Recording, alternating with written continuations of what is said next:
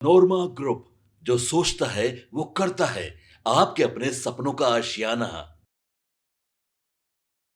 अचानक से एक बार फिर से बिहार की राजनीति में एक नया ट्विस्ट आ गया है और ये नया ट्विस्ट तब आया है जब आपको पता है कि इस वर्ष बिहार में विधानसभा के चुनाव हो रहे हैं और चुनाव के साथ साथ सभी दल अपनी अपनी तैयारियां शुरू कर चुके हैं। आपको बता दें कि चुनाव में अभी 8-9 महीने देरी है, लेकिन उसके बावजूद जिस तरीके से चुनाव की तैयारियां शुरू हो गई हैं और जिस तरह से आपने देखा होगा कि सभी खेमे अपने अपने हिसाब से अपनी रणनीति बना रहे हैं, उसके बाद से अगर कोई भी बयान आता है तो इन बयानों को लेकर के कई तरह की चर्चाएं भी शुरू हो जाती हैं और कयासों के बाजार में इसके ऊंचे ऊंचे भाव भी लगने लगते हैं। हाल फिलहाल में आपने देखा होगा कि जिस तरह से 4 सीटों का उपचुनाव हुआ था और उसमें प्रशांत किशोर ने एंट्री मारी थी, उसके बाद से कई तरह की और भी बातें शुरू हो गई थी। कहा यह जा रहा था कि प्रशांत किशोर ने कहीं ना कहीं इस चुनाव में उतर करके अपनी जो रणनीति है उसको एक्सपोज कर दिया है, लेकिन दूसरी तरफ ये भी तय नज़र आ रहा था कि प्रशांत किशोर को अच्छे खासे वोट भी आए थे। 10,000 से ज़्यादा वोट हर बूथ पे, माफ़ कीजिएगा, हर विधानसभा चुनाव सीट पर उनको आए थे और इसको लेकर के उन्होंने अपनी बातों को भी रखा था। इसके साथ साथ आपको बता दें कि सबसे ज़्यादा फायदा तो नीतीश कुमार को मिला था। इसके बाद भी ये चर्चाएं शुरू हो गई थी कि नीतीश कुमार और प्रशांत किशोर के बीच में कुछ चल रहा है क्या। एक तरफ आपने देखा होगा कि नीतीश कुमार के फैसले को लेकर के अभी तक कोई भी बात स्पष्ट होकर के नहीं आई है, तो दूसरी तरफ आपको बता दें कि एनडीए और इंडिया गठबंधन के बीच में अभी भी नीतीश कुमार को लेकर के कई तरह की चर्चाएं शुरू हो जाती हैं। कहा यह जाता है कि नीतीश कुमार एनडीए में हैं लेकिन रहेंगे नहीं, चुनाव से पहले सीट शेयरिंग के समझौते के समय बहुत कुछ हो जाएगा। आज भीतर की बात में हम आपको सीट शेयरिंग का समझौता तो लेकर के आएंगे ही कि सीट शेयरिंग के फाइनल समझौते की लिस्ट जो है वो कहीं ना कहीं हमारे हाथ लग गई है और उसके अनुसार हम आपको खबरों में बताएंगे कि आखिर किसको कितनी सीटें प्राप्त हुई है, किसका फायदा और किसको घाटा हुआ है और इसके परिणाम आगे आने वाले क्या होंगे। लेकिन इस बीच में आपको बता दें कि 4 सीटों के उपचुनाव के बाद अचानक से प्रशांत किशोर लाइमलाइट में आ गए और लाइमलाइट में तब आए जब उन्होंने बीपीएससी छात्रों को लेकर के, बीपीएससी अभ्यर्थियों के आंदोलन को पूरी तरह से सपोर्ट कर दिया और उस आंदोलन में वो खुद ही कूद गए। बीपीएससी अभ्यर्थियों के समर्थन में आंदोलन कर रहे प्रशांत किशोर पूरी तरह से अब तो आपको पता है कि सत्याग्रह भी शुरू कर चुके हैं और अपना आश्रम भी बना लिया है, जहां से अभी भी वो लगातार छात्रों के सपोर्ट में है। 14 दिनों तक तो उन्होंने इसके लिए उपवास भी किया था, भूख हड़ताल किया था और इन सभी चीज़ों को लेकर के प्रशांत किशोर की खूब चर्चा हुई थी। यहाँ तक कि पुलिस ने उन्हें हिरासत में लिया था और जेल भी भेजने की तैयारी शुरू हो चुकी थी। अदालत ने सशर्त जमानत उन्हें दी और बेल से इनकार करने के बाद जो रास्ता उन्होंने चुना वो भी सबको पता है। इसे लेकर चर्चा तेज है कि प्रशांत किशोर अब नेता बनने की राह में पूरी तरह से नेतागिरी चमकाने में लग गए हैं। लेकिन इसी बीच में आपको बता दें कि जनता दल यूनाइटेड के एक दिग्गज नेता हैं और नीतीश कुमार के सबसे करीबियों में से एक हैं केसी त्यागी। उन्होंने प्रशांत किशोर और नीतीश कुमार को लेकर के एक बड़ा खुलासा कर दिया है।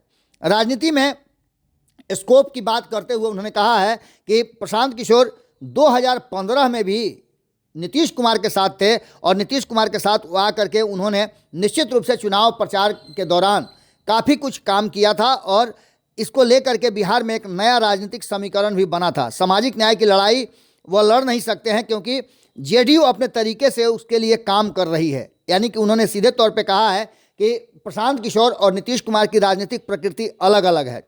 इसके अलावा पीके को खुद को ब्राह्मण या सवर्ण का नेता भी नहीं बना पाए हैं। यानी कि केसी त्यागी ने साफ तरीके से कहा है कि प्रशांत किशोर की जो राजनीति है अभी भी पेंडुलम की तरह झूल रही है और उन्होंने अपना एक अलग पहचान जो है वो राजनीति में नहीं बनाया है। इन सब के बाद आपको बता दें कि बीपीएससी आंदोलन को लेकर के जिस तरह से प्रशांत किशोर सामने आए और लाइमलाइट में आए, उसके बाद से उन्होंने एक अलग ही रास्ता पकड़ लिया है। प्रशांत किशोर ने अपने आप को बहुत बदला है। हालांकि उनके पार्टी के अंदर भी बहुत तरह के विरोध हैं और ये कहा जाता है कि प्रशांत किशोर एक कॉरपोरेट की तरह पार्टी चलाते हैं। इस बात को लेकर के भी आपने अक्सर उनके अपने ही करीबी नेताओं से कई तरह की बातें सुनी होगी, इसकी भी चर्चाएं तेज है। तो वहीं दूसरी तरफ आपको बता दें कि प्रशांत किशोर धीरे धीरे करके ही सही अपने आप को बदलने लगे हैं। केसी त्यागी ने प्रशांत किशोर को लेकर के बीपीएससी आंदोलन को लेकर के भी बहुत सारी बातें कही है। बिहार में कोई सस्पेंस क्रिएट नहीं है और न ही नीतीश कुमार के रहते किसी के लिए कोई स्पेस है। सीधी तौर पे भारतीय जनता पार्टी और जनता दल यूनाइटेड कि सरकार अच्छी तरह से चल रही है, ये कहते हुए केसी त्यागी ने उन सारी बातों की संभावनाओं को इनकार किया है। लेकिन हर संभव प्रयास करने के बाद भी नीतीश कुमार का विरोध करने के बाद, अड़ंगा लगाने के बाद भी नीतीश कुमार लगातार विकास के रास्ते पर चल रहे हैं। केसी त्यागी ने कहा है कि प्रशांत किशोर कई महीनों तक नीतीश कुमार के घर पर रहे हैं।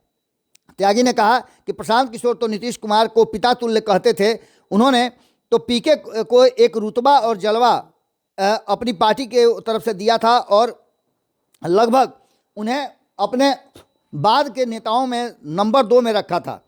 50 साल से अधिक उनके साथ उनका समय बीता है केसी त्यागी का। उनका कहना है कि उनका उपाध्यक्ष ही नहीं बल्कि कार्यकारी भी बना दिया था। यह भी संदेश था कि वहीं मेरे बाद इस पार्टी को संभालेंगे। लेकिन इस पर भी प्रशांत किशोर को संतुष्टि नहीं हुई, यानी राजनीतिक समझ तब उनमें नहीं थी।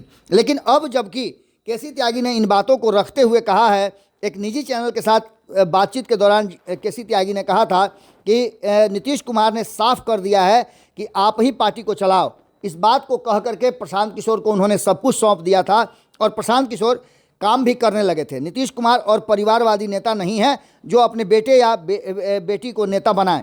इस बात को कह करके उन्होंने एक तरह से ये साफ करने की कोशिश की है। जो निशांत की बात शुरू हो रही है, निशांत को लेकर के जो चर्चाएं चल रही हैं, लेकिन खैर ये केसी त्यागी का बयान है। प्रशांत किशोर को लेकर के उन्होंने और भी कई बातें कही है। उन्होंने कहा है कि नीतीश कुमार नंबर 2 का नेता उन्हें बना करके और राजनीतिक रूप से एंट्री करा चुके थे, लेकिन प्रशांत किशोर में वो क्षमता नहीं थी। उन्होंने कहा कि प्रशांत किशोर को यह सम्मान भी तब दिया गया जब वह न तो ओबीसी, न दलित और न ही अल्पसंख्यक समाज के कोई नेता थे। उन्होंने कहा कि पीके एक कुलीन ब्राह्मण है, फिर भी नीतीश कुमार ने उनको प्रमोट किया। आखिर कौन इतना मौका देगा?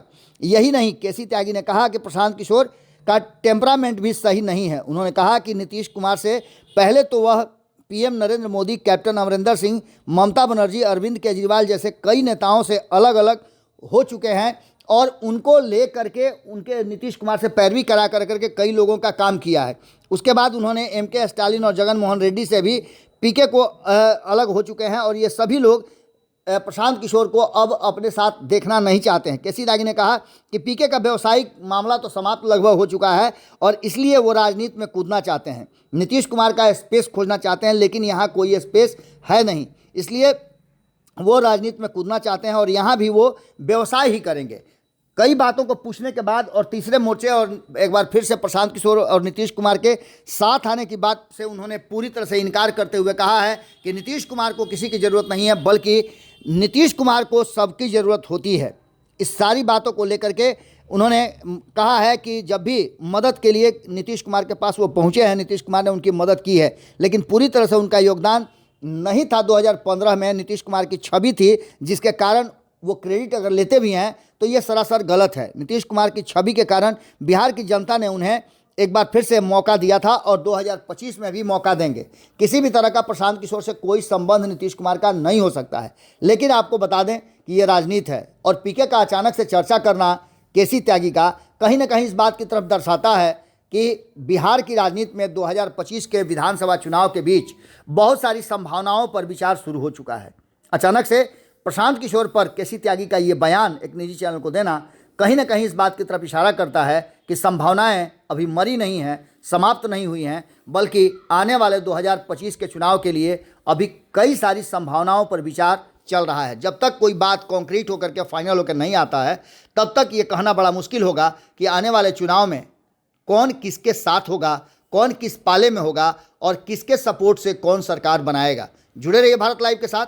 हमारी नज़र बिहार सहित देश भर में होने वाली हर छोटी बड़ी घटना पर है। आपकी नज़र भारत लाइव पे होनी चाहिए। बहुत बहुत धन्यवाद। नमस्कार। आपके सपनों को हमने सजाया है, ई होम्स पैनोरामा को हमने बनाया है। ई होम्स मेरा एक सपना था जिस पे मैं पिछले 4 साल से काम कर रहा था। हमने जो बनाया है वो सबने है माना। ई होम्स पैनोरामा में हो आपका भी आशियाना। और फाइनली हमने 2021 में इस प्रोजेक्ट को लॉन्च किया। बहुत लोग अप्रिशिएट कर रहे हैं कि पूर्णिया जैसे शहर में, बिहार के, एक तो बिहार की बात करें उसमें भी पूर्णिया जैसे छोटे जगह में इस तरह का लाइफस्टाइल देना, ये सुन के हम लोगों को बहुत अच्छा लगता है। ई होम्स में हमने कुछ और भी किया है, जैसे हम जिस जगह में रह रहे हैं हमारे फैमिली सिक्योर हो, उनको सिक्योरिटी का ध्यान में रखा है। आपकी सुविधा और सुरक्षा आपके लिए खास है, ये आपका विश्वास है। इसमें आर्टिफिशियल इंटेलिजेंस का 7 लेयर सिक्योरिटी का हमने इस्तेमाल किया है। लस ग्रीन कैंपस को बनाया है, यदि हमारा बाउंड्री वाल है तो वो वर्टिकल गार्डन है। ये जितनी भी फैसिलिटी होता है एक इंटरनेशनल टाउनशिप में ई होम्स है, ये हम लोग विश्वास नहीं कर पा रहे हैं। जो भी हमारे मित्र दोस्त या जो भी हमारे बाहर के बाहर आते हैं तो हम लोगों को बहुत अच्छा सुनने को मिलता है और बहुत अच्छा क्रेडिट मिल रहा है। वो सारा हमने सिर्फ एक बिल्डिंग नहीं बनाया, हमें एक बहुत अच्छा लाइफस्टाइल दिया ई होम्स में, और मेरा एक सपना था जिसको मैं आज फुलफिल होते हुए देख पा रहा हूँ। ये आपका आवास है। ई होम्स पैनोरामा में अब आपका निवास है। E Homes Panorama, luxurious lifestyle redefined. Panorama group, जो सोचता है वो करता है। अगर ये वीडियो पसंद आई और वह बिहार के राजनीति और बिहारियत से सरोकार रखेनी तो सब्सक्राइब बटन दबा के चैनल के सब्सक्राइब कर ली। ओजे एगो घंटी बा, ओकरा बटन दबा देला से कुल सटीक और मारक खबर रुआ मुफ्त में मिल जाई। अगर रुआ पत्रकारिता के हमनी के नया प्रयोग में सहयोग कर चाहतानी तो ज्वाइन बटन दबा दी। पेटीएम नंबर नोट कर ली 9386816700।